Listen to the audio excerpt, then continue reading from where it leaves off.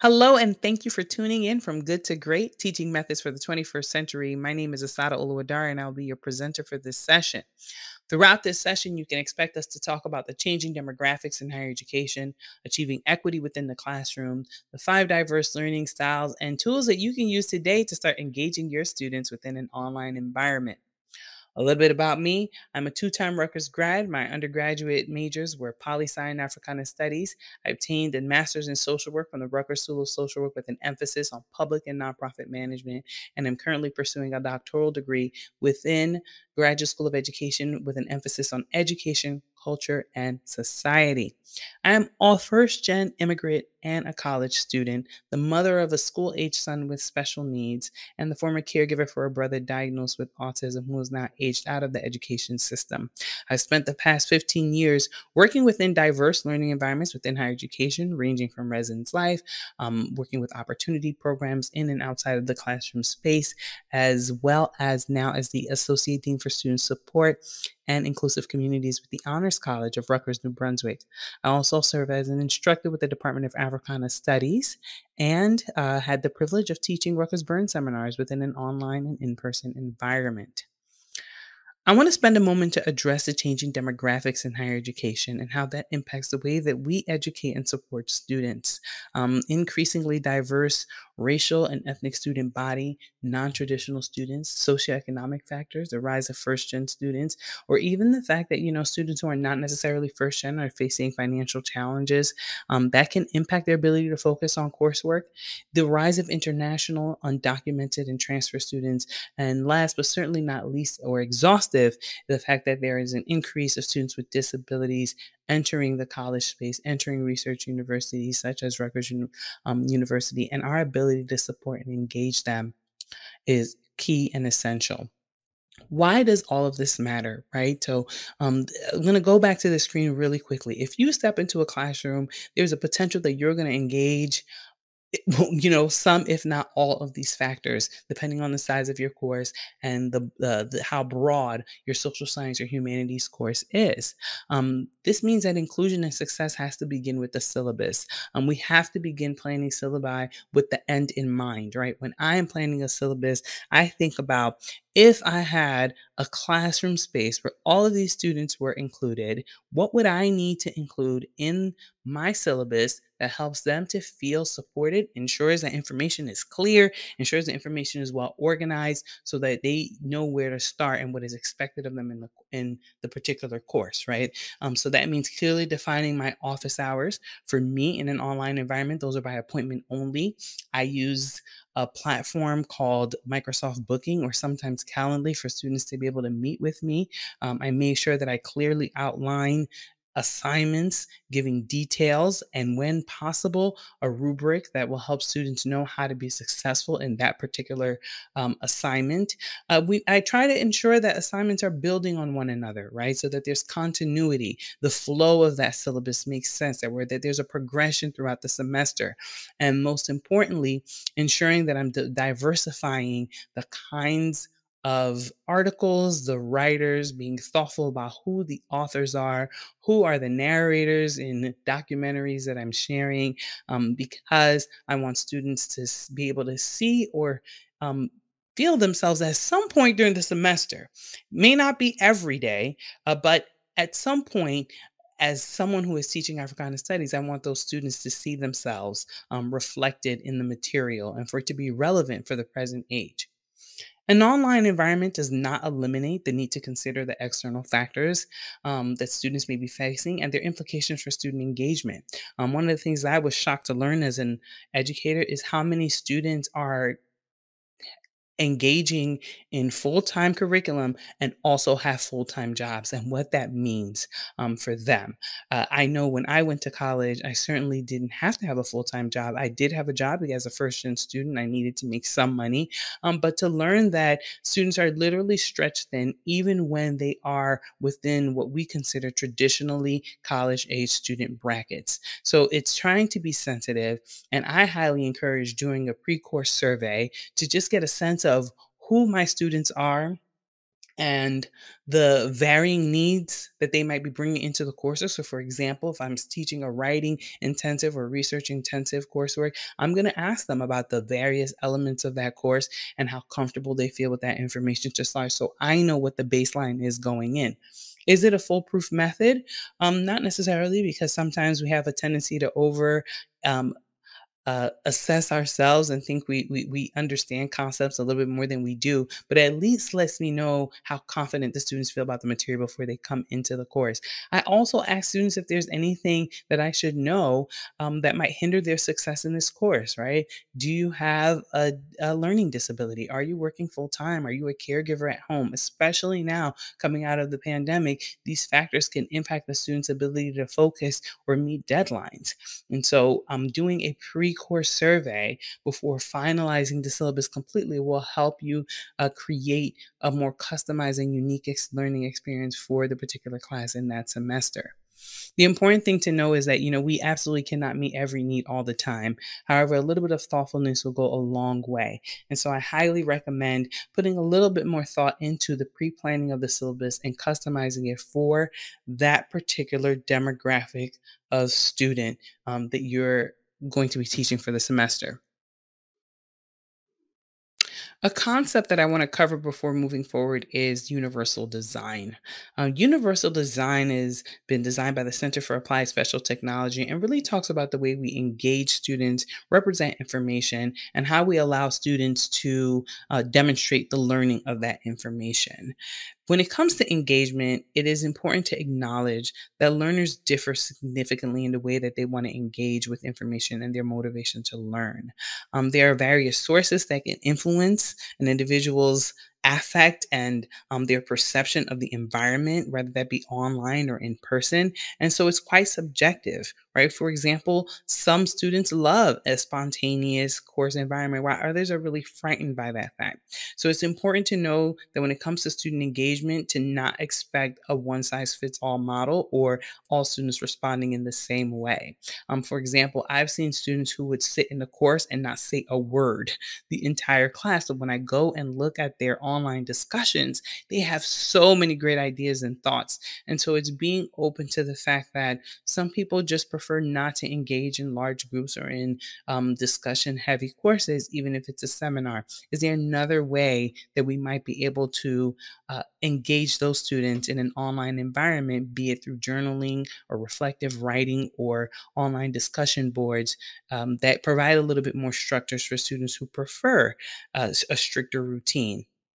There is no one size fits all engagement, and that is optimal for everyone. I think what's important is throughout the semester to try to provide something that does work for everyone at some point. So they have an opportunity to demonstrate or to engage in a way that is optimal for them. Another thing to keep in mind is representation, to represent information in different ways, right? Written, audible, video representation, so that different styles of learning can perceive and comprehend the information that they're sharing. This is incredibly important as we see different learning disabilities within the classroom environment, such as dyslexia or different language and cultural differences. And so it may require a different approach to presenting content. Others in your class may grasp information quicker and more efficiently through visual or auditory means than printed text. Can we think about diversifying each topical area that we cover when we are designing a social science and humanities based syllabus so that each of those learners can receive that information the way that best works for them? Finally, action and expression. And this essentially is how we assess learning and how we allow students to express what they have learned within the course. We all learn differently, and as such, based on our personalities, we're going to share what we've learned in a different way. I think a good example of that is if everyone has to take a standardized test or a blue book exam, there are certain people who are going to do extremely well with that, right? There are others who are going to excel better with oral presentations or being able to create a visual aid for the work that they learned. Some of the things that you might want to consider is, can you give opportunities for reading, writing, and verbal presentation or visual presentation for students to share what they've learned throughout the semester? Can there be small assignments given throughout the course that would allow students to express what they've learned or what you've just presented? Because some research does show that the best way for us to learn things is being able to teach it to others, right? So this is where instead of you lecturing for the entire class session, maybe breaking students up into groups and allowing them to present to one another material that you already know and possibly correct and add to, but it gives them an opportunity to act and express on what was shared with them. I'm also going to share a chart within the resources file that gives you a little bit more insight in universal design and how you can incorporate it in your everyday lesson planning. The other thing to consider is an inclusive framework, and some questions to ask ourselves when we're designing framework is, to what extent does course information account for students' existing knowledge, personal connection, and background on the topic? This is easier in some courses than others, but one of the things that I try to do is, if I'm covering a topic that seems abstract, can I make it real for students using any pop culture references that I see in the media or that I know might directly affect them in the moment? A great way to do that sometimes is to start with a good Google or YouTube search and put in some keywords and see if anything interesting that you can at least make a connection with a course topic or course issue that seems complex. Another thing to keep in mind is to use diverse examples that are relevant to student interests and identities, right? One of the things that I love doing is doing the pre-class survey and getting a sense of who's in there, looking at my roster. I'm looking at the visualization of that roster, asking students on the first day of class where they're from, their interests, why are you taking this class? I like to know my audience because knowing the audience gives me more insight in how I can make more meaningful class sessions for them. You want to encourage active participation from all students, right? If you're like me, I'm the student who shows up in class and I'm always engaged, I'm always talking. But there are some people who, unless you probe, may not speak an entire class session. It doesn't mean that they don't have an interest. It just means that they're maybe a little bit shy or don't appreciate speaking in large groups. Can we do a breakdown of large and small group discussions to encourage all students to participate in one way or another? Zoom is really great at creating breakout rooms and allowing students to enter into small spaces. You can always do some prompting questions for those small places and be able to jump around as an instructor to see what is happening in those small group discussions. It is so important to demonstrate empathy towards students, especially related to culturally sensitive topics. And so, a great example of that is a course that I'm teaching is health disparities in the Black community. And we are living through a COVID pandemic. And so, to be able to acknowledge that these students are impacted by the pandemic in a different way, knowing the representation of the students who are in my class is important. I want to make sure that I reflect being in touch with what I am teaching students in real life, right? Another thing that is important is incorporating perspectives, data, and theories in historical contexts with from various racial identities. So if you're covering theory, there's nothing like, for me, I remember being a political science student and sitting in, and all of the theory was by dead white guys, right? Are there other theories that you can incorporate, other emerging theories that show a variance in identity, that acknowledge difference, that acknowledge the diversity of your student body, and being sensitive to that? And also incorporating different types of socioeconomic positions. This is great for classes where we're talking about current moral and social issues and how they impact different groups. For example, in a class session, I spoke with my students about the Affordable Care Act and the fact that for some people, they felt like it was helpful for low income, predominantly Black and brown communities, but others saw it as an economic disaster. And so being able to look at current moral and social issues and political issues from a different lens, and then trying to be as impartial about that as we possibly can, and allowing students to really see the full issue and historical context from, let's say, both sides of the coin. So now I want to get into the kinds of learners that might you might find in your online environment and what that means. Let's say that you were a visual learner. Visual learners learn best by graphs, looking at maps, diagrams, looking at body language. It's best to try to visualize stories, putting in blocks and numbers, and using colors and things to highlight. Visual learners will struggle if you are the kind of instructor who goes on Zoom and all of your slides look like this. That is going to be tough. They're going to feel disengaged. There needs to be some color, there needs to be some video, there needs to be some sound for someone who is a visual learner. And so I think visual learners can really struggle, with distractions because they're stimulated by what they're seeing and perceiving. What is not going to be effective for this group is reading long bodies of text and listening to lectures that have been pre-recorded, and just losing interest, right? So a visual learner might struggle if I just sent them this recording and did not have any kind of live engagement within the presentation. Other kind of learners are auditory learners. These are students who learn best by listening. They're going to thrive when they're able to ask lots of questions. They're going to thrive in in-class discussion or online class discussion. They're going to thrive in your breakout groups. They're going to thrive from listening to other people. What's not going to help them is this thing that works for visual, right? Unsupported images, abstract images, not being able to talk through or test abstract theories and concepts is going to be increasingly difficult. One thing about auditory learners is if you can incorporate podcasts or anything that they can listen to before the class, that would be helpful. So some of the things that I like to do is, yes, I include documentaries, but I also include podcasts, and I give students tools by which they can convert video representation into audio files solely so that they can listen through that. If you go on Google and just say, like, MP4 to MP3, it'll give you some websites where students can convert any visually represented information that has an audio soundbite and allow them to download it so that they can actually listen to it on their cell phone with their headphones. So that's a great tool to use for auditory learners. Reading and writing.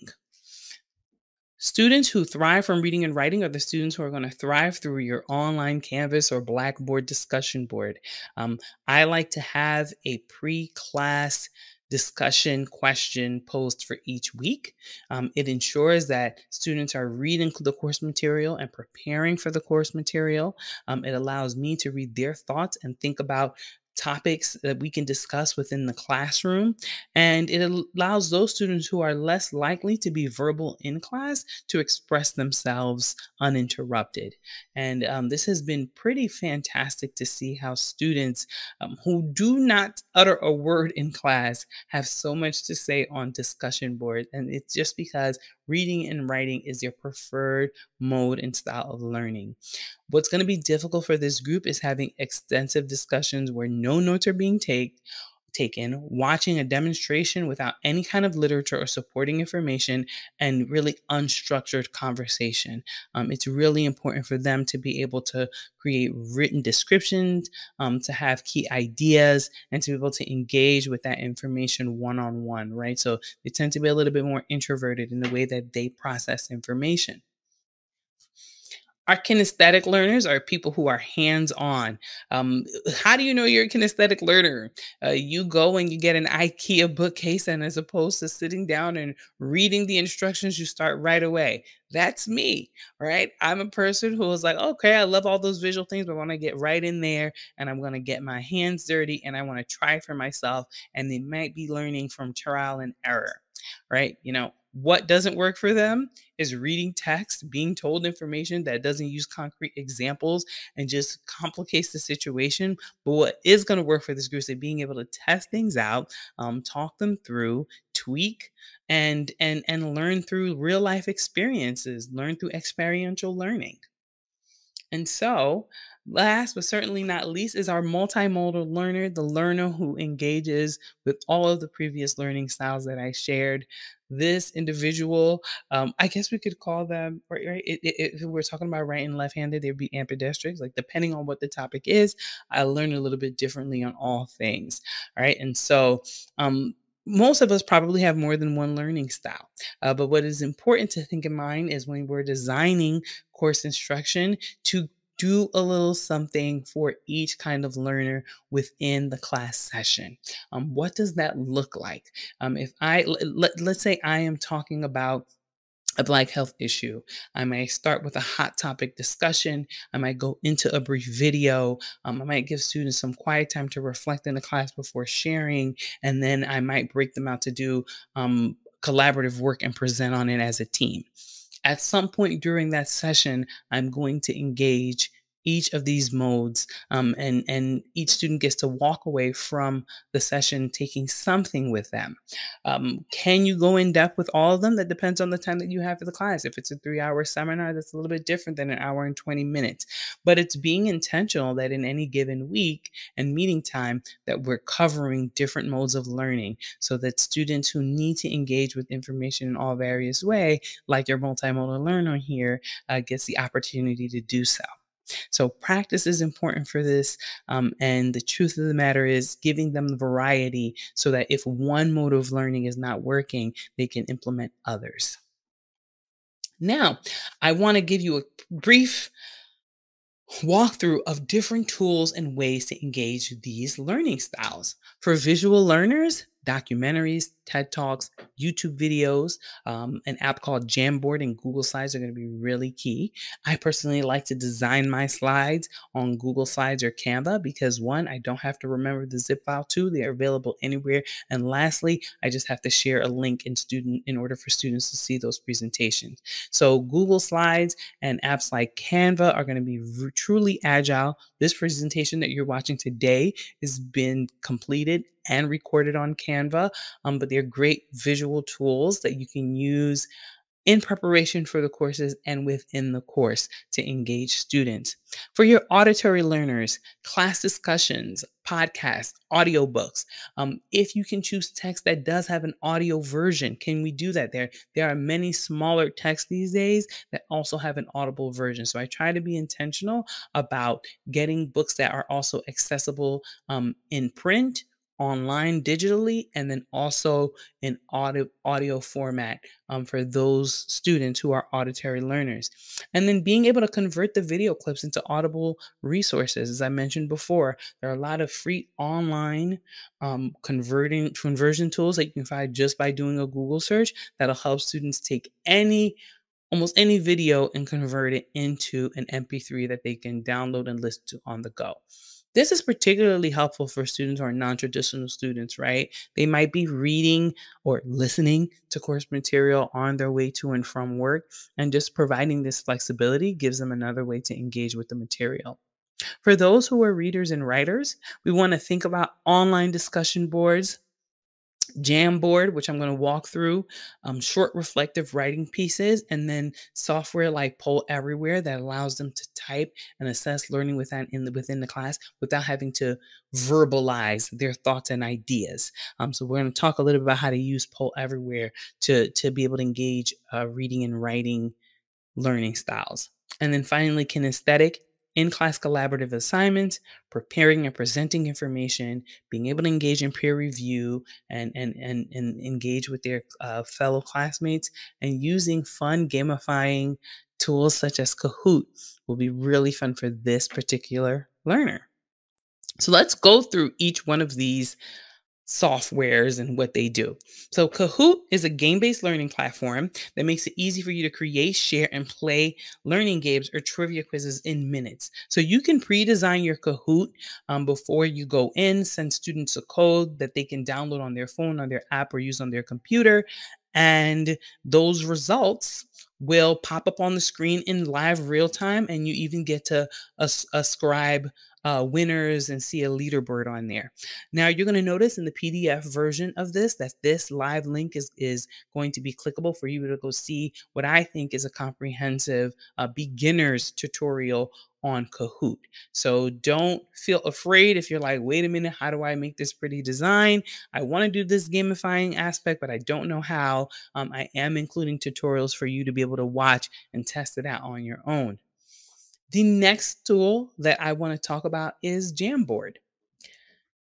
Jamboard is a pretty fun online collaborative tool that allows students who are visual and reading writing learners to engage with course materials. So I might use Jamboard by posing a question directly related to the topic that we're covering and then sending students in real time within the course meeting or my Zoom meeting the editable link to my Jamboard and ask them to use these various colored Post-its to share their interests, their views on whatever we're talking about. So this particular Jamboard is talking about successes and frustrations with collaborative projects, and students are able to add visuals and add these post-it notes along with using so many other features. So I'm also going to be sharing the visual for Jamboard, the tutorial for Jamboard, in order for you to test it out on your own. Poll Everywhere is a great assessment tool. It's a great way to get a pulse of how students are feeling. It's a great mid-semester evaluation. It also allows you to create word clouds where students can put in the general feelings or impressions that they're having about whatever topic you are covering at the moment.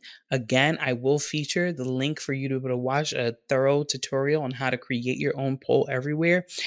And the fun thing about Poll Everywhere is it can be used on mobile phones, laptops, or desktops. More and more, I'm noticing that students are using their mobile phones when we're on Zoom calls. And so it's a good idea to try to choose software that students don't have to have a desktop or like a camera to engage in the class. Reasons being, with the diverse learning community that we have in place, everyone may not always have these tools accessible. And sometimes, honestly, Wi Fi fails and people have to use their 5G connection to get on the actual class session. And so, anything that you can use that allows students to switch from screen to screen and possibly use their mobile phone is likely to get more engagement. Last but certainly not least, I want to talk about utilizing Google Slides as a form of collaborative learning. Some fun ways that you can use Google Slides is deciding to break students into groups, having them do a brief in class presentation and present as a group to the remainder of the class. So, some great ways to use that, let's say we're using a history course, is assigning a period of history or based on whatever topic you're studying or teaching that week to students, allowing them to be in groups of 3 or 4 and create their own visual representation, an understanding of that era, and then being able to present it to the larger group. It gives your kinesthetic learners an opportunity to actively engage with the coursework. It ensures that they're going to retain that information. And furthermore, it helps us engage in what I like to say is a Socratic learning method. Yes, I'm the instructor. I could go through all of these topics by myself, but I prefer to allow students to learn from one another. And sometimes even I learn different things from them by allowing them to engage with Google Slides. Google Slides can be used for so many things other than just presenting information. I've done Kahoot style games on here. I've done trivia games. I've gamified course sessions using Google Slides. You're able to embed videos. You're able to embed your Jamboards, and so it's a really great on the go tool that is great for the instructor, but also good for your hands on learners and being able to support and promote collaborative learning. This being said, that concludes today's presentation.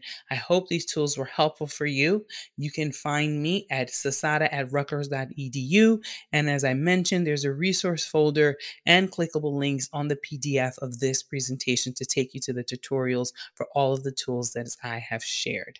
Have a wonderful day and enjoy the rest of the conference.